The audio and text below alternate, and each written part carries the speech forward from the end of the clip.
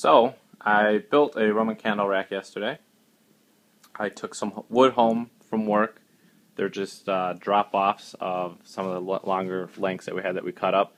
These are all the same length, so I didn't have to really cut these. I just made sure it was all, I squared everything up. And then these were just a little bit longer. Doesn't really matter since they're just for the supports. Not the best wood. It's really cheap wood that they order for crating up, so it's not a big deal, but, it serves its purpose.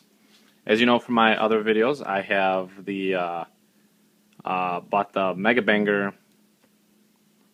10-shot Flashing Thunder candles and the Brothers Serial Killer candles, which are 4 in a pack, 5 shots each. So altogether it comes out to 200 shots. I made it into a fan. At the bottom, I completely duct taped. As you can see, you got the V. So it came out really nice. Really like it. Could have been a little bit better with the wood, but like I said, cheap wood, but it serves its purpose, and it works.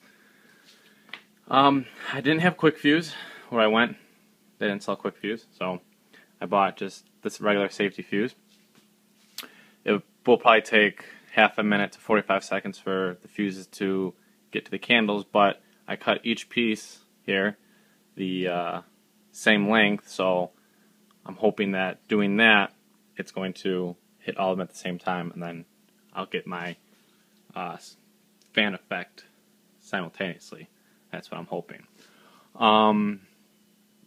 So what I did is, and from my other videos of like my 2011 finale board or my 2012 finale board, I don't know if people noticed that I like to use zip ties. I've used tape in the past before, didn't always work out. Some people prefer zip ties, some people prefer tape. People say that zip ties don't work, yada yada.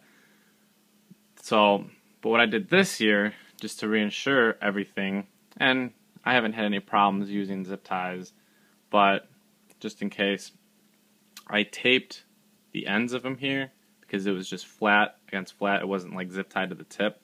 And I always use 2 zip ties. It's hard to tell with my camera, but I always use 2 zip ties when I fuse stuff together to make sure. So if it doesn't hit this one, because the fuses are kind of touching. I'll show you over there. I left one undone.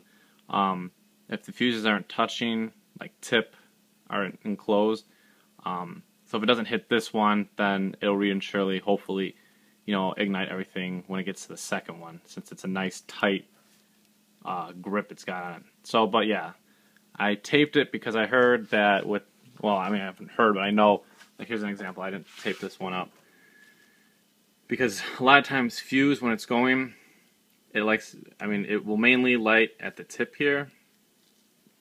Wow, that's really blurry. I'm sorry. It'll light at the tip here, but if you have it touching, a lot of times it won't ignite if it's touching the side. So that's why I put the tape over that, because that's how a lot of mine ended up being. So I put the tape over the top just to reinsure it. I usually do it this way and it still works because I have, like I said, right here, the 1, 2, and it's such a tight area it will ignite. And then here, this is just a big, bulky, huge thing of fuses. But same thing here. I won't tape it here, but I'll probably wrap a few around here. I just want to keep it open just to show you guys. But see, as you can see, I got 3 just to make sure. And then before I put any of them on, you can kind of see here that, it's hard to tell, I said, a little blurry. I wound some, maybe like a 2-inch piece or 3-inch piece around all this and then put a zip tie over just to make sure once it hits that, once it ignites that wraparound, it will all go. But I will put tape on it just for insurance because it sucked to go, you got something cool like this and you have a section here or like here that doesn't ignite. So, but I will definitely get a video of this on the 4th of July because this looks pretty. This is going to look really cool, and like I said, it's,